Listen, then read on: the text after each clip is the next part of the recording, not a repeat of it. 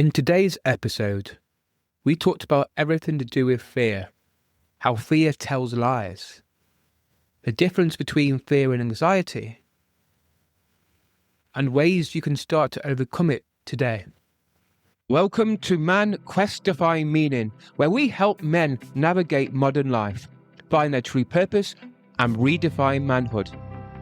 I'm your host, James, and each week, inspiring guests share their journeys of overcoming fear, embracing vulnerability, and finding success. From experts to everyday heroes, get practical advice and powerful insights. Struggling with career, relationships, or personal growth? We've got you covered. Join us on Man Questifying Meaning. Now, let's dive in. Fear tells lies. Good morning, David. Tell me more. Good morning, James. Thank you for inviting me on here. It's a real privilege. Yeah, fear tells lies. It's something I heard in a meeting about 5, 6, 7 years ago. I can't remember. I was in my mid 50s. I'm 60. I'll be 62 next month. So I was in my mid 50s, riddled with self-centered fear and anxiety, that low self-worth, that feeling of impending doom. It was just terrible. And a friend of mine come out with a statement. You know what it's like, fear tells lies. And it was a throwaway comment. But that's been the sort of the backdrop of my life for the last sort of 8 years or whatever. I can't even remember when it was. But it's been a good 5 or 6 years. And since then, I've written a book called Fear Tells Lies. I go into schools and I deliver my poetry sessions to primary schools. As well as all the funny poems, I tell the children about Fear Tells Lies. I've delivered keynotes to businesses and I've given workshops in secondary schools based around Fear Tells Lies. Yeah, and I can expand on that if you want me to. So I know from recording podcasts that I don't know, each time I've recorded 50 or 60 podcast episodes now. And what I noticed was in myself when I record them is that quite often I sweat a lot when I'm literally about to come on. And I noticed that as well, I might go and pop to the toilet 3 or 4 different times in 10-minute periods before I jump on. And yeah, I feel as though I am quite confident in myself and what I do and going around and meeting people. But I feel almost like sometimes your body is almost telling you that you still have that fear within inside you. Absolutely. And you're right. And I think the distinction we have to make is people use the word fear and anxiety interchangeably, but they're both very different beasts. Fear is the immediate threat of danger. For example, if you and I were going back to prehistoric times, you and I are both cave dwellers and we're going out to look for food. And we're going along and we see a little squiggly, wriggly thing going along the floor. We now know it's called a snake. And it rises up and it bites you. You either die or it makes you really poorly. But as soon as that snake comes up, those feelings you've said, your body goes into an adrenaline rush. Your eyes, the pupils dilate to allow more light coming in. Your heart starts to beat faster to pump more oxygen around your body because your body, you need that good blood because any moment now you've got to fight or you've got to flight. You've got to run away or you've got to fight. Our hands start sweating because that's where we're going to grab weapons. People say the colour drain from our face because it's all your blood going to your legs because you need to run away. And it's that, and that feeling like needing going to the toilet and your body, it suspends digestion. Basically, it's just focus on this thing in front of you. And that's why people say, oh, I felt sick. It's because your body's actually stopped everything to deal with it. Now that's fear. And that only lasts for a short time because you couldn't live like that forever. So that's the fear of immediate danger. And that could last seconds. I'd love to know scientifically how long it lasts. But that's the fear. But then if you do, let's say you didn't die from the snake bite and a few months later, we're going away. Every time you pass a certain bush or a certain rock, is there going to be a snake there? Is that going to be a snake? Are there snakes down there? Do you think the snake's down there? And that's the anxiety because you're waiting for that fear you're waiting for that to happen again. And you're almost anticipating the fear. So the big distinction for our listeners is fear is the immediate threat of danger that you have to deal with. And anxiety is worrying about things happening. And most of us are absolutely tied up with anxiety. And like you said, James, and I've seen some of your podcasts, and you've done this before, and you're a seasoned professional at it. You're good at it. There's not a problem. But the fear, what happens if I make a mistake? What happens if I do this? What happens? What happens? What happens? What? And it's that fear because you don't want to look silly. You don't want to look. You don't want to let your guests down. Again, what you're putting on here is on the internet forever. So if you make a fool of yourself, you think, hang on, there's people in Brazil that'll know I'm rubbish. You know what I mean, Tom? And it's that anticipation of of looking silly, really. You know what I mean? Yeah, I can definitely relate to that because I almost think it comes down to childhood.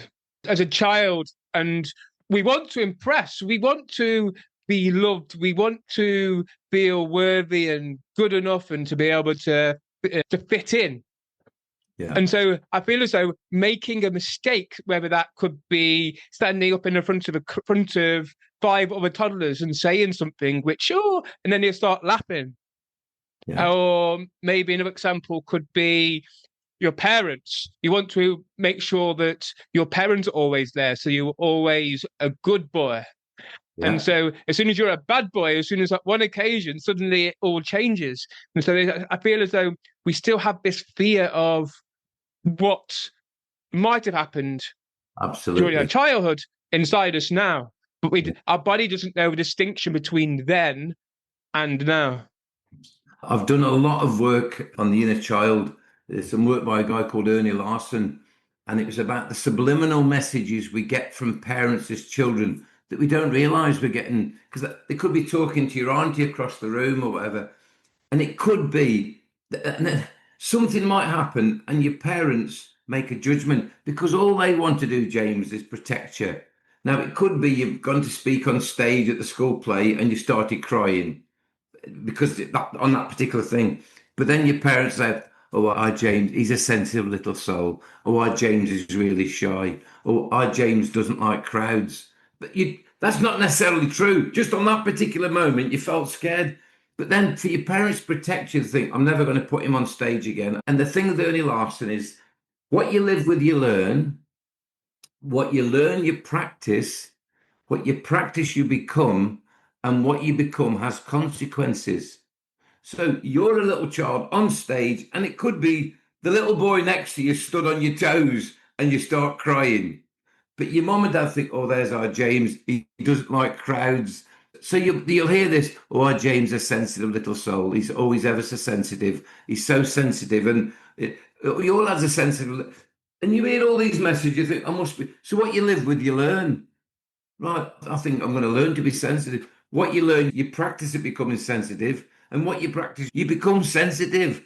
And then what you become has consequences. So in the workplace, oh, be careful what you say to James. You know what he's like. He's a bit sensitive. But be careful. You know what he's like. He'll go off like a bottle of pop. Or he's ever so sensitive. And that's not necessarily true. That was something that was given to you. And it could be because somebody stood on your foot. But it could be, oh, our James is an angry little so. Oh, our James is a creative little. But not 9 times out of 10, these labels that are given to us are not always positive. Our James is a worrier. Our James is sensitive. Our James doesn't like strangers. Our James a fussy eater. And these are all the things you practice. They never say, our James is absolutely fantastic at taking chances. Watch our James climb that tree, will be fantastic. Oh, our James, we never ever have that because parents love us and they want to protect us. And so, Yeah. yeah, I'd urge you to look at some Ernie Larson. It's all about the inner child, and it's called the family of origin. And I've also done a lot of work with ACEs, adverse childhood experiences. Some of the traumas we have in childhood still haunt us to this day. But most podcast episodes, when we're having this conversation, the inner child healing comes up again and again and again. And so it's just an indication to us, especially men out there. Yeah. They're very, I feel as though, because 10 years ago, or maybe 15 years ago, you mentioned inner child healing, I would have laughed at you. And I feel as though we've got a stigmatism that's inner child work. It's not for us. We don't have to do inner child work, but believe me, we do. Absolutely. Can you imagine us? I haven't drank alcohol for 25 years, and we'll talk about that later. But can you imagine us being in the pub 15 years ago and the lads are having a bit of banter or whatever? Lads, stop it now because you're starting to offend my inner child. You'd be laughed at the pub, you know what I mean? Type of thing. But and going back to when I did the work on this inner child, my friend of mine said, it was a friend of mine, David, took me through it. He says, what'll happen? Just you become the observer in your life. You become like it's like an out of body experience, and you look at your life. He said, there'll be a subliminal message you had as a child. And I looked and I thought, I was never told I was sensitive. I was never told this. I thought, what is the message? And it just wouldn't come. And I was trying to shoehorn a message in. Anyway, my mammy, God, she was 94 and she passed away. She passed away 4 years ago. A wee Scottish mammy. She loved me and she absolutely idolized me. But she'd say things like, God was good, son. He didn't give you any talent because you're big headed enough as it is. Thanks, Mom. You know what I mean? And they keep you grounded and never forget the little nest you come from. But I thought, what was the subliminal message my mum gave me? And I couldn't find it. Then the one day, I'll explain later if you want to, I've been a proud member of Alcoholics Anonymous. I've been a recovering alcoholic for the last 25 years. And I work a 12-step program and I attend AA meetings. It's an integral part of my life. It's something I really love. Because we all say we went for our drinking and we stayed for our thinking. This was because basically if everybody had a pint and became alcoholics, it's what it does to me inside my head. But anyway, I started this AA meeting on a Wednesday night. And my mum's, and I was doing all this family of origin stuff, the inner child, looking for a subliminal message. And my mum said to me, don't forget, come and see me after the meeting. And she said, how was it? Was it good? I said, yes. She said, did they all praise you? That's it. Did they all praise you? I remember I was a teacher. We took a load of children away on holiday to France, the year sixes. And when all the parents, we brought the children back, and obviously the parents hadn't seen the kids for 5 days, and all they wanted to do was to hug their child. My mum said, did all the parents give you a round of applause? I said, no, Mum, they weren't bothered about me. All they wanted to see was the children. And that's what it was, praise. And my mum, and the caveat to that show says, self-praise is no praise. And to me, James, self-praise is every praise. You need to. And what, even to this day now, I'm 62 in August. I'm sitting in my dining room, I'll cut the lawn. If my wife's in the kitchen, I'll tap on the window and I'll point to the lawn. She's like, well done, you've done really good. It's like I have to be praised. I'll go into schools. I'll have 300 children bouncing one of my poems and they're all laughing their head off. And after they've gone, I've said to the teacher, was that all right?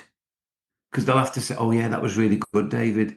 Because I need that external gratification to enhance my self-worth. I'm working on that. I'm 62 and I've started to realize that looking in the biggest critic and your biggest advocate is the person that's staring back from the mirror.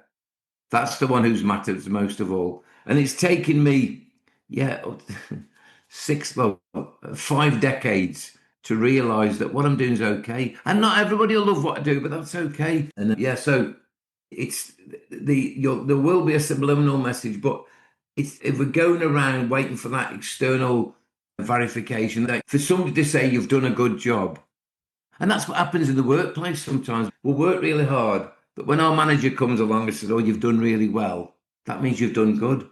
Oh, I was a teacher and I put on a thing once, Ofsted endorsed, because Ofsted said, the last two Ofsteds, they said I was an outstanding practitioner. The one before that, they nearly failed me, but we don't talk about that one. But for the last two Ofsteds, I was deemed to be an outstanding practitioner. And my mate said, you don't need Ofsted to tell you that, Dave. Do you do your best to make sure your children learn best? Do you plan your lessons well? Do you make learning fun? I said, yes, I do. He said, and that's what it is. You don't need somebody to come and tell you, but a lot of the time we need that external verification. Is that the right word, verification? People to validations. We need people to validate how good we are. And we don't really, because it's an inside job. Yeah, definitely. Can you tell me about yourself? Yeah. I'm born in Scotland, 1963, Ayrshire in Scotland, the county of Rabbie Burns, the famous poet. A lot of people won't A lot of people don't know Robbie Burns, but they'll know one of his poems and his songs because they sing it every year. Do you know what it is? Have you heard of Robbie Burns? No, no, no, You've never no, heard of Robbie Burns? no, no. Have you ever heard of The Best Laid Plans of Mice and Men? I've heard of them. I think at school, I think I Yeah. read of Mice and Men. But the best laid plans are mice and men. That was from a poem from Robbie Burns called The Ode to a Mouse. But you'll have heard of Robbie Burns. You cross your arms like that. You're normally drunk with a load of friends and you sing, Should Old All Acquaintance. right, yeah, yeah, yeah. New Year's Eve. New Robbie Year's Eve, Burns isn't wrote it? Old Lang Syne and he comes from Ayrshire. So I always say the two famous poets from Ayrshire is myself and Robbie Burns. So I was born in Ayrshire, 1963, the youngest of five children, four big sisters. I've been a prince all my life. My mummy ruined me, my sisters ruined me, and my lovely wife's in the garden now. And she said that your sister and your mother's treat you like a prince for years, and I just took over when you were 32. So anyway, we came down to Rugeley in Staffordshire, 1963, 64. I was 8 months old. My father was a coal miner. A lot of the coal fields were closing in Scotland, so they came down to the Staffordshire coal fields. So I was brought up on a beautiful, it was a tough council estate in Rugeley. Growing up, it was paradise to me because you had loads of mates. You went out your front door, there was always a game of football going on. There was a game of army, there was a game of hide and seek. Would walk up the canal. It was great. No iPads in those days. It was just you played when it got light and you went in when it was dark. But it was a tough environment. You had to be mentally tough and physically tough. But I wasn't a fighter. I wasn't good at sport. But my superpower was humor. I could make people laugh, and that's what I did. My dad's David Anderson. I was born David Anderson. So to save any confusion, I always went by my middle name. Now, if my middle name is James or Peter or Edward, that's great. My middle name's Tracy. And back in those days, it was predominantly a girl's name. So I was a little fat kid living on a tough council estate. I wasn't good at sport. I couldn't fight. I had four big sisters. I was a mommy's boy. I was a wimp and I had a girl's name.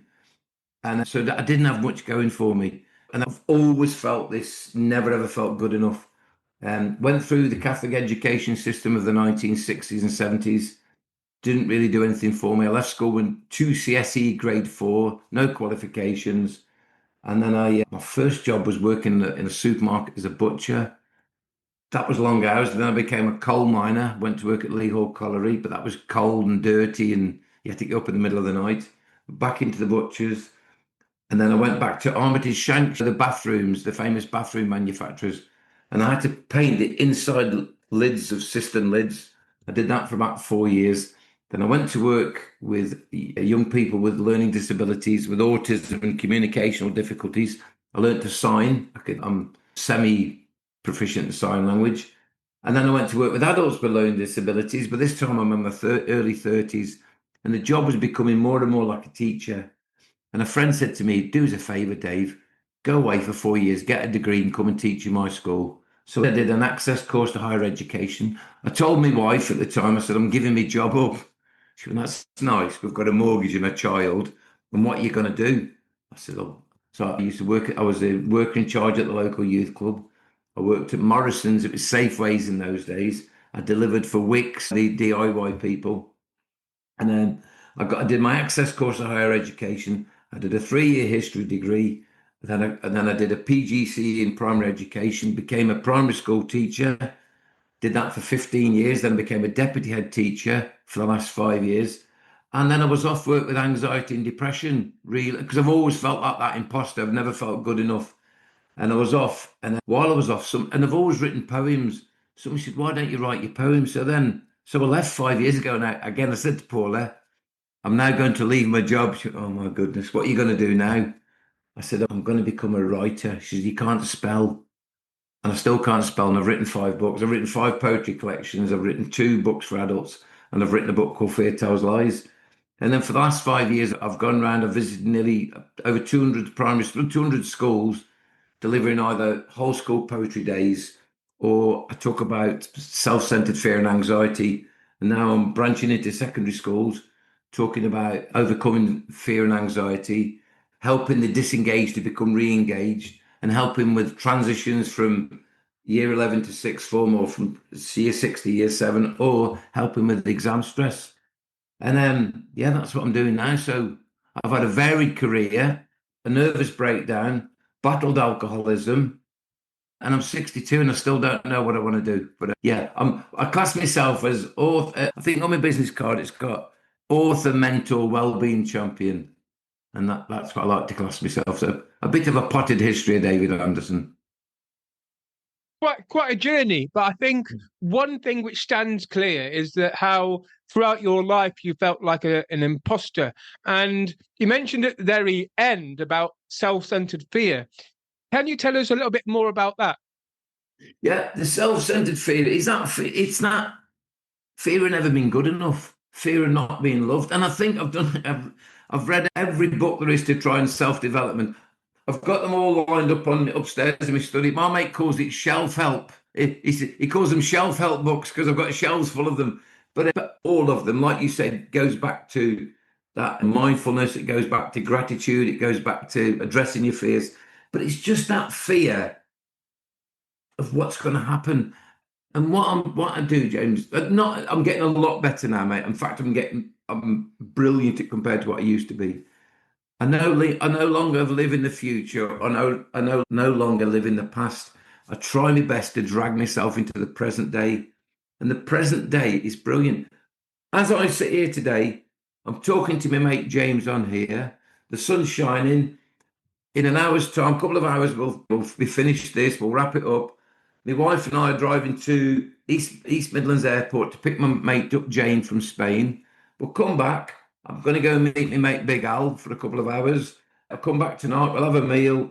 I'm going to go to bed early tonight. I'm up at 5:20 tomorrow morning, driving across the Codswell to an AA meeting at 7 o'clock, 7 till 8. Then we're all going to Costa Coffee till 9, coming back home again at 9:30, jumping into the car at 10. And my son and I are heading for Cardiff because we've got tickets for the first Oasis concert back. Oh, nice. And then we're going after that from Cardiff round to Weston-super-Mare with me. A great friend of mine lives, and my son's girlfriend. We're going to have the weekend in Weston-super-Mare.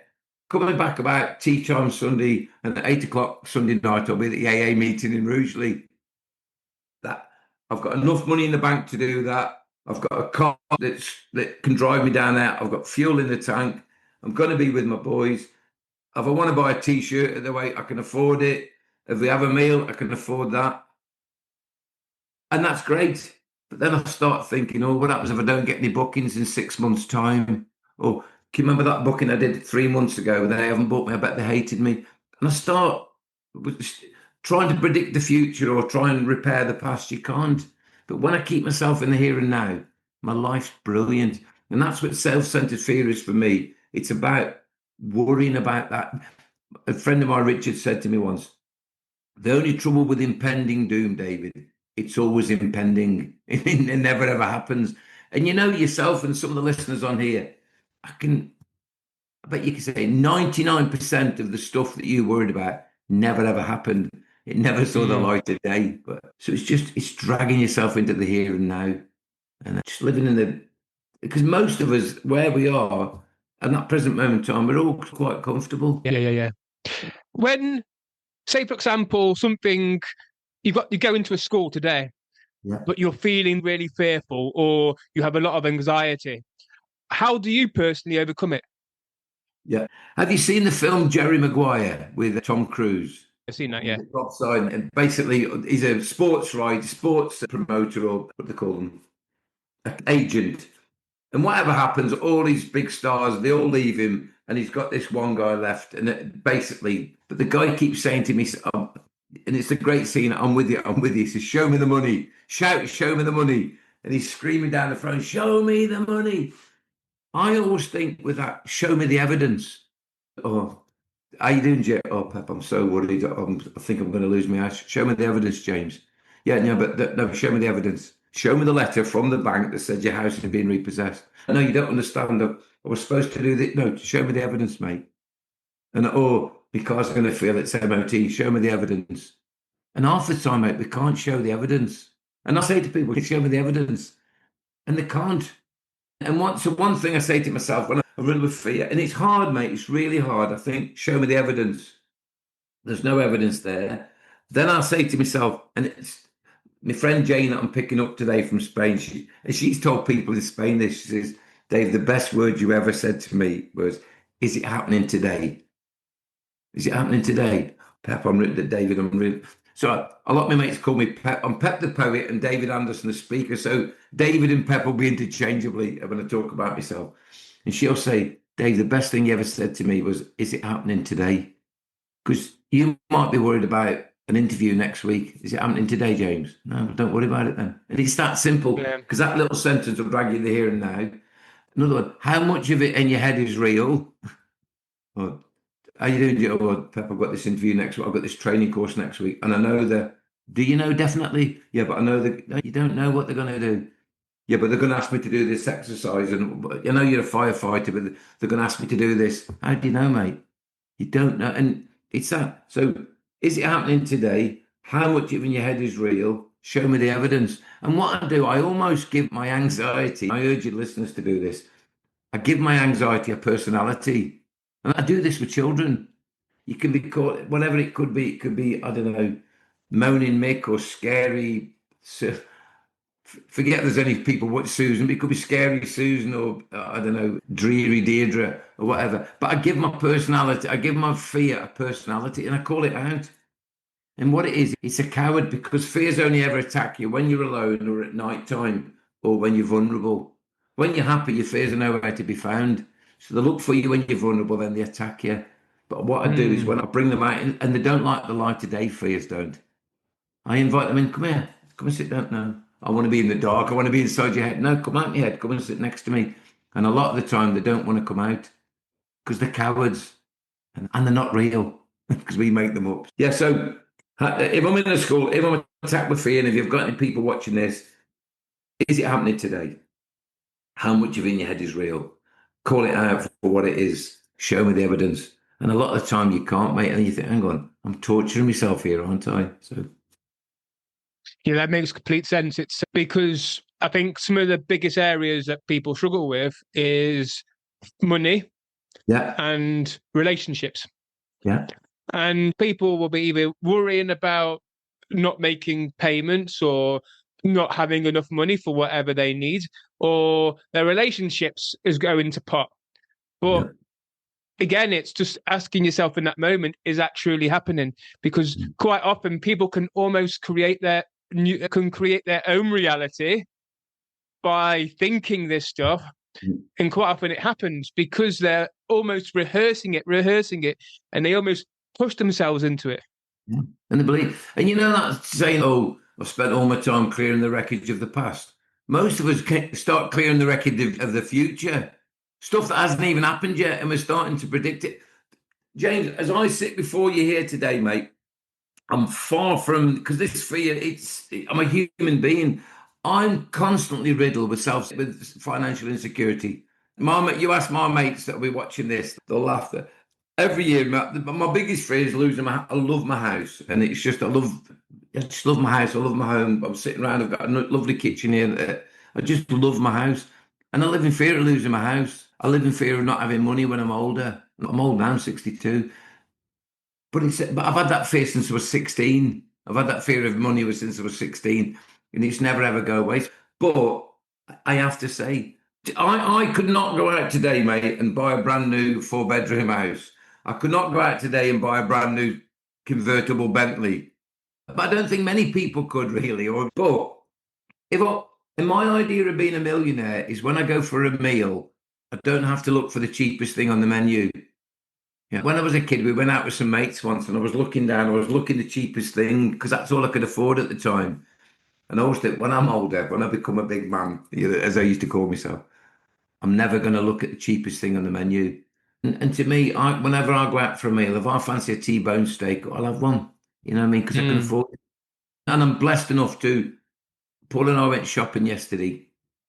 Have you got enough money to do the shopping this week? Yes. Have you got enough money to put in your car to take you down to Cardiff? Yes. Can you tap me? Insurance is coming up soon. Can you do insurance? Yes. And it is. Can you afford a Daimler Bentley? No, because I can't. Can you buy a second home abroad at the moment? No.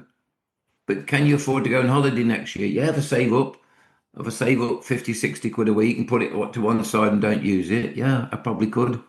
But and I know I'm blessed. I know some people, for want, low self-worth, low income, not having the right qualifications. Some people have to work really hard on minimum wage. I'm blessed enough to, when I go out to schools, I can earn a bit more than the minimum wage. But at the moment, I go to primary schools, but at the moment with government spending cutbacks, my work in primary schools really dried up at the moment. And I've gone to this, I've started to panic. But what I've done is look forward. I'm starting doing 1 day a week supply teaching in a secondary school because I want to work with older children because I want to develop some keynotes to do with self-centered fear and anxiety. And I thought, so before it panics, I've started, and they've signed me up. I'm doing 1 day a week for the next year. Yeah. So self-centered fear, sorry, financial insecurity is always on me, but I know it's not real. I've got enough money for today. But the key thing I got from that was that you find ways. Yeah. So say, for example, you were a bit short to buy the Bentley. Yeah. If that's what you really wanted, you would find ways to get it. Yeah.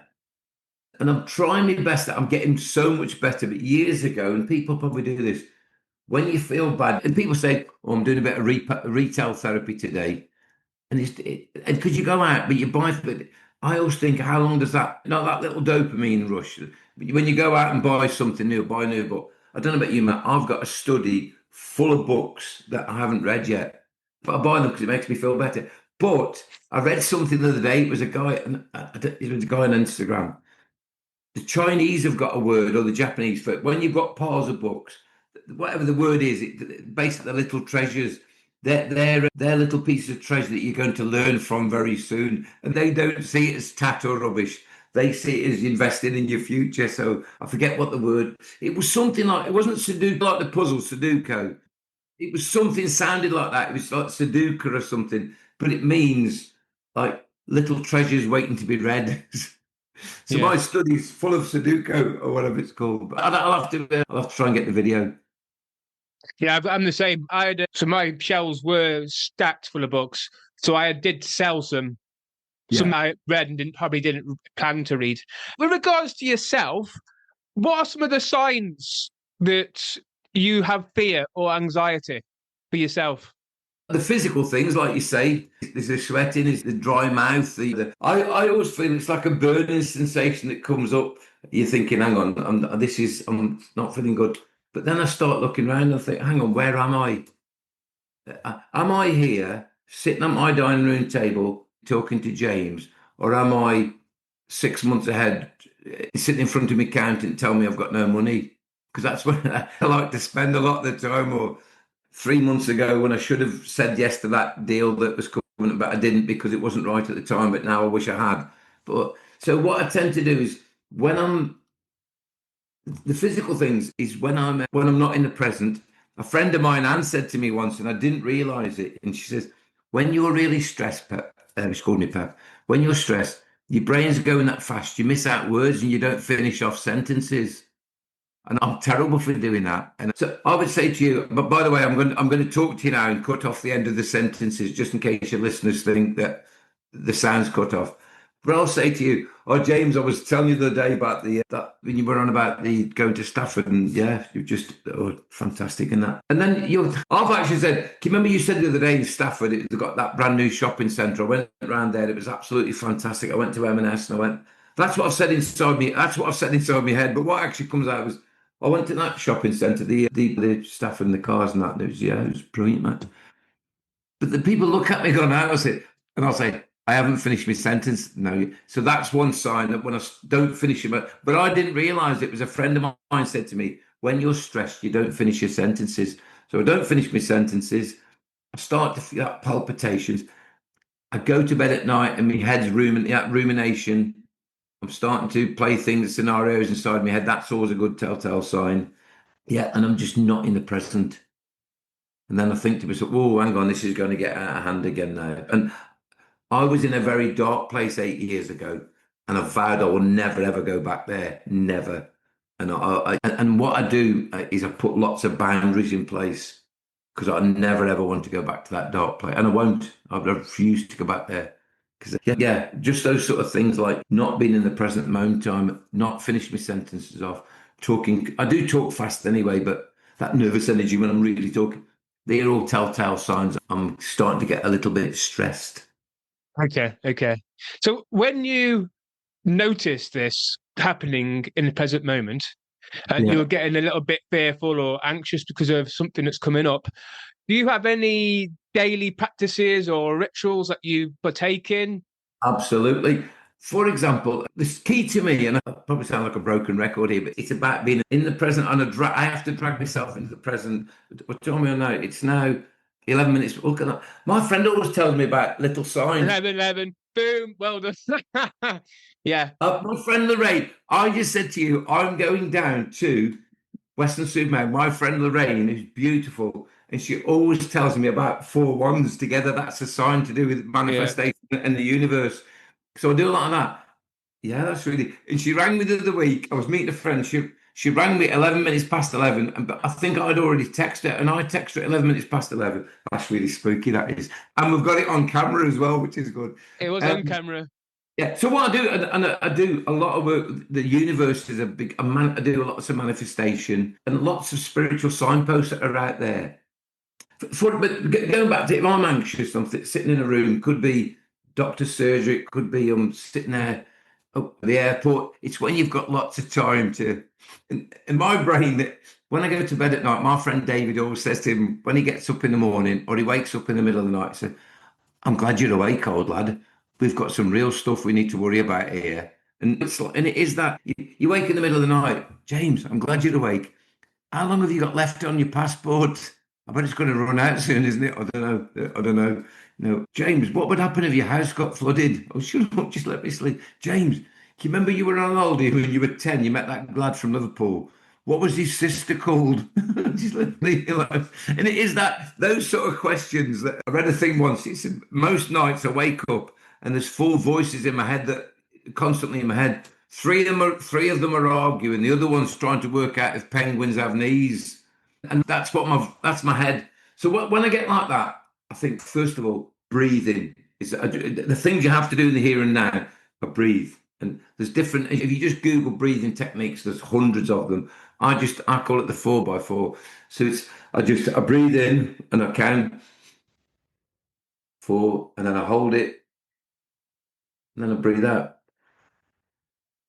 count back in, and and just so even the breathing because and I count it and that counting because all you can think about is your breath and your counting. It's impossible to think about your breath and your counting and your unpaid tax bill. You can't do it. So I do that. I always we used to call it in school during lockdown. The children we had to do like lessons online, and it was the very early stages before everybody got into getting lessons online. It was a Zoom session. And for a little activity, we used to have first to find. I said, first to find, I want you to go around and you've got to come back with a wooden spoon with a sponge attached to it with an elastic band. Of course, they'd run off and they'd come back with it. First to find something in your wardrobe that's yellow. And of course, they'd come back. So we had this first to find. And to these days, these kids are 16 now. And they'll say, Mr. Aiken, remember we used to play first to find. But what I do, I play first to find when I'm in a room, when I'm worrying about the future or think, how many things are in this room now? Six things that are perfectly circled. And I'm thinking, right, the top of my cup, the top of this little thing here, the bottom of the tap, these lights above me, up my downlighters there, and the knobs on the cooker. Three things in this room that rhyme with hair, chair. But what I'm doing, I'm looking at, three things in this room that are blue. Your shirt, top of that, my microphone, and the utensil pot. So what I do is because what that does is ground you in the moment. So I try a bit of breathing, and then and it can be done in a doctor's waiting room. It can be done in an airport. It can be done even in bed. Just name three of your friends. The name begins with S. Got my mate Stevie. Got mate Sarah. And Sophia, who's one of the teachers I used to work. And what he does, it rewires your brain because you've got to think of that. And they're quite mundane and they're not really that important. No, the people are important, but those little activities are not important. But what you're doing, you're using your brain power to do that. rather than trying to work out if your passport's in date in the middle of the night. You know what I mean? Yeah. So let's just clarify. You mentioned about breathing, and obviously, as we all know, there's mountains of material out there, and then basically bring yourself into the present moment by being aware of your present surroundings. Yeah. And absolutely. And what I've done recently, a friend of mine, he sent me an AI generated picture. This was I've got to say now, it was a AI generated picture. I keep saying that because people say, and this isn't me, but I know you can see that. He sent me that. It was a big guy eating fish and chips. Since that, I've actually lost 2.5 stone because I've got diabetes, high blood pressure. But I was eating, like I said, I put down alcohol 25 years ago and picked up sugar. And sugar addiction is another big one for me. But what I did, I started walking. I do my 10,000 steps a day. But I live in Rugeley. We've got Cannock Chase here. We've got the canal system. We've got the National Arboretum, the memorial, the National Army Arboretum. Yeah. I walked around Lichfield yesterday. It's beautiful. Beacon Park, the cathedral. But these are all things that I didn't notice before, James. But we're surrounded by beauty. And wherever you live, even if you live in the middle of a city, go around. And I always urge people to look up. And sometimes you'll see the top of buildings and the ornate stonework, sometimes you'll see little name places. I wonder why that was called there. Brewery Street. You think, oh, that must have been a brewery years ago or whatever. So go around and look at your, being wherever you are, be aware of what's around you. But sometimes you have to force yourself to do that. Yeah. Name things that are red, name things that are round. It's like being on the motorway. So many people get so caught up in perhaps there's a big queue. But if you start to bring yourself back into present moment and focus on what's around you, you can quite often see a lot of beauty. You mentioned, obviously, this is the second recording we've done because we attempted on Riverside.